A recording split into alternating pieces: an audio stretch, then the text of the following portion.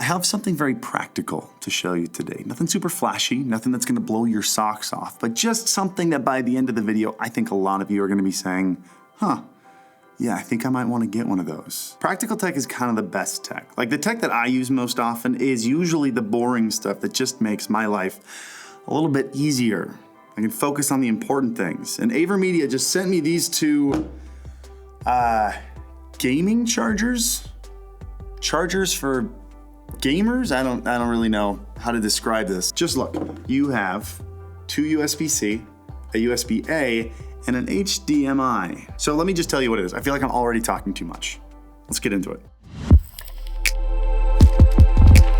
First of all, if you're a streamer on Twitch or YouTube, there is something you need to know about this, but also you need to know about the sponsor of today's video, Owned.pro. Owned.pro is the fastest and easiest way to set up your live stream, where you have access to over 10,000 design elements that you can completely customize to create your own stream style, no matter how unique you want your stream to look. You can even customize the color of their pre-made overlays so that it fits your branding. Setup is super fast, super easy, where you can create complete stream packages in seconds with alerts, widgets, and labels added automatically.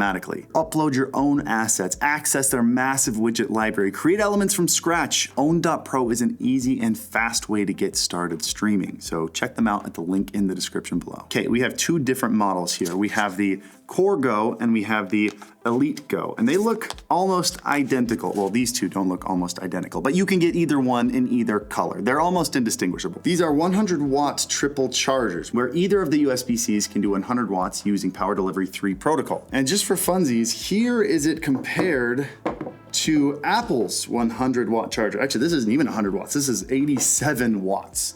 So you can see quite a different footprint for a more powerful charger, a little bit beefier on the width side or the depth. I don't know what you want to call that dimension. 13 extra watts over here, 2 extra charging ports, and an HDMI that we will get to in like 30 seconds. The USB-A on here does 5 watts, and if you end up plugging in both USB-Cs at the same time, they drop down to 45 watts each, 45 watts each. So 45, 45, and 5. But that's not what you're here for. There are plenty of triple 100 watt chargers.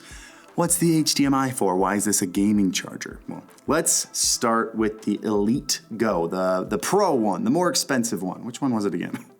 This one. You may have noticed that the two USB-C ports were actually labeled differently. Did you notice that?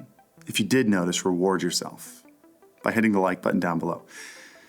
That doesn't make any sense, but I'm gonna stand by it. The top port has this little source icon, a lot like the source button on your TV. That's where you would plug in your handheld device, like a Nintendo Switch or an ROG Ally or a Steam Deck. You can charge your handheld with the bottom port, but we're saving that port for something else that we're gonna get to in a second. Plus, when you're charging your handheld with the source port up here, you're also sending a video signal into this device that can then go out of this HDMI into a TV. So now you take your Switch or your Steam Deck on vacation with you to a hotel, you plug your Steam Deck into this, you plug your TV into this, and you can now game in a hotel on the TV.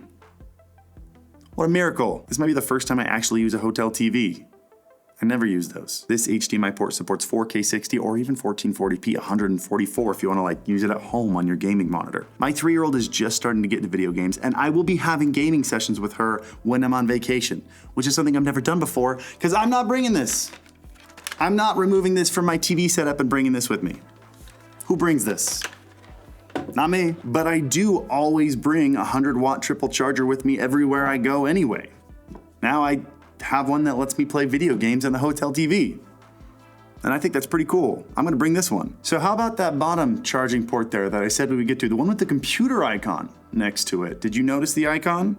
If you didn't notice it, you are not allowed to hit that like button. Reverse psychology is an awesome tool. Well, it turns out you can not only pass the video signal through the HDMI, you can also capture it inside OBS if you plug your computer into the bottom one. This is also a capture card. Before this, if you wanted to stream a Switch, I don't have the Joy-Cons on here, but if you wanted to stream a Switch on the go, you needed to bring the Switch, you needed to bring the dock, you needed to bring the Switch power switch, you needed to bring a capture card, and you needed to bring power for your laptop or whatever you were streaming with. Now, that's it. And you were already bringing this because it charged everything you brought. This is what I mean by practical tech. Like if I were to go to my wife and try to explain why I'm excited about a charger, that would be kind of an embarrassing conversation.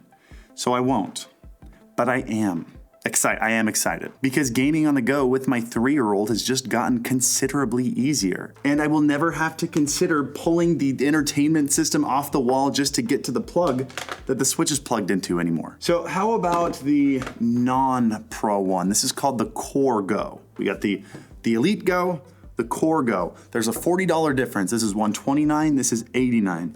What's the difference between these two? Oh wait, I forgot to mention a very important spec. The capture on this is just 1080-60, which is probably more than you need for streaming on the go. But it's important that you know, this is not like a new HDMI 2.1 capture card. This is for passing through 4K 60, 1440p, 144 hertz through HDMI, but it only captures 1080-60. That's all. Okay, the Core Go is the same thing, but it doesn't have the capture. It can still pass through the HDMI, 4K 60, 1440p 140. I don't have a 1080 240 hertz monitor, so I couldn't test that, but probably that. I don't take my word for that one. It's still 100 watts, all the same charging specs, same HDMI specs, just if you're not planning on streaming, then probably go with this one and not the capture one. We tested these, they worked great, the capture looked normal. We ran into 2 weird issues. The first issue that we ran into on both of our Elite devices is that when we unplugged the Switch and plugged it back in, it didn't seem to go up on the TV. We actually had to unplug this from the wall and plug it back in to like restart the video pass-through system in here or something. Not sure if that's a bug they can fix, but it was a pretty easy fix on our end, just kind of an annoying bug. The second one was weird because it only happened on Nick's device. It didn't happen on mine, but he had some serious audio bugs. He tried a bunch of different sources, tried a bunch of different handhelds, and he couldn't get the audio to capture properly. But I didn't have that issue on mine, so maybe he just got a bum device. Maybe test that real quick to make sure that doesn't happen to yours. But overall, super pumped about this. This has become my travel charger, and if you plan on making it yours too, I'll put a link to it in the description down below. And, as always, happy streaming. Oh, and subscribe if you haven't already. Hit the like button, leave a random emoji for engagement. I love you guys. Thank you. I'll see you next time. Bye.